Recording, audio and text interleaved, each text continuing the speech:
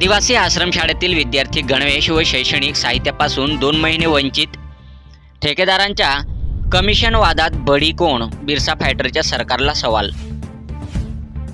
शैक्षणिक वर्ष सुरू होऊन 2 महिने उलटली तरी नंदुरबार जिल्ह्यातील शासकीय आदिवासी आश्रमशाळांमधील विद्यार्थ्यांना अद्याप गणवेश व वह्या पुस्तके मिळालेली नाहीत। ठेकेदार, अधिकारी व दिव्यांग संस्थांमधील कमिशनच्या वादात आमचे लेकरं भरडली जात आहेत, असा गंभीर आरोप करत बिरसा फायटर संघटनेने राज्य सरकारकडे तातडीने वाटपाची मागणी केली आहे।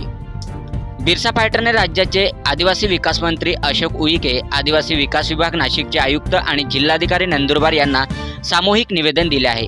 निवेदनावर संघटनेचे राष्ट्रीय अध्यक्ष सुशील कुमार पावरा, राज्याध्यक्ष गोपाल भंडारी, राज्य उपाध्यक्ष गणेश खर्डे, जिल्हा उपाध्यक्ष करण सुडे व जिल्हा प्रसिद्धी प्रमुख जलिंदर पावरा यांच्या स्वाक्षऱ्या आहेत।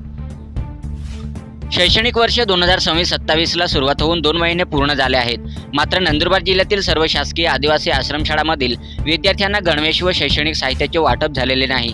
निवेदनात आरोप करण्यात आला आहे की राज्यातील 497 आदिवासी आश्रमशाळा व एकलव्य शाळांना दरवर्षी गणवेश पुरवले जातात, मात्र हा ठेका कोणाला मिळावा यावरून ठेकेदार, लॅबी, आदिवासी विकास विभागातील अधिकारी आणि काही दिव्यांग संस्थांमध्ये वाद सुरू आहे। याच वादामुळे संपूर्ण प्रक्रिया अडकली आहे।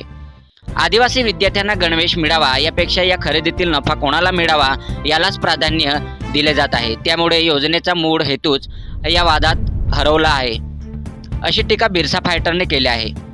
गणवेश नसल्याने गरीब आदिवासी पालकांना बाजारातून गणवेश घेणे परवडत नाही। शैक्षणिक साहित्याअभावी विद्यार्थ्यांचे शैक्षणिकही खोळंबले आहे। नवीन शैक्षणिक वर्षात गणवेश मिळेल की नाही अशी शंका निर्माण झाली आहे। शासकीय आदिवासी आश्रमशाळेतील विद्यार्थ्यांना गणवेश व शैक्षणिक साहित्य तातडीने वाटप करण्यात यावे। ठेकेदारांच्या वादात विद्यार्थ्यांचे शैक्षणिक नुकसान होऊ देऊ नये, दोषी अधिकाऱ्यांवर कारवाई करावी अशी मागणी निवेदनात करण्यात आली आहे। नंदुरबार जिल्हा हा आदिवासी बहुल जिल्हा आहे। इथल्या आश्रमशाळांमध्ये हजारो आदिवासी विद्यार्थी शिक्षण घेतात।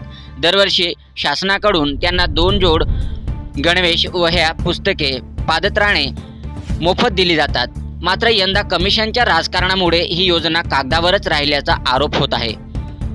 पोटासाठी नाही तर पोटातल्या लेकरांसाठी लढतोय असे म्हणत 15 दिवसात वाटप न झाल्यास आदिवासी विकास भवनावर धडक मोर्चा काढण्यात येईल, असा इशारा बिरसा फायटर संघटनेकडून देण्यात आला आहे।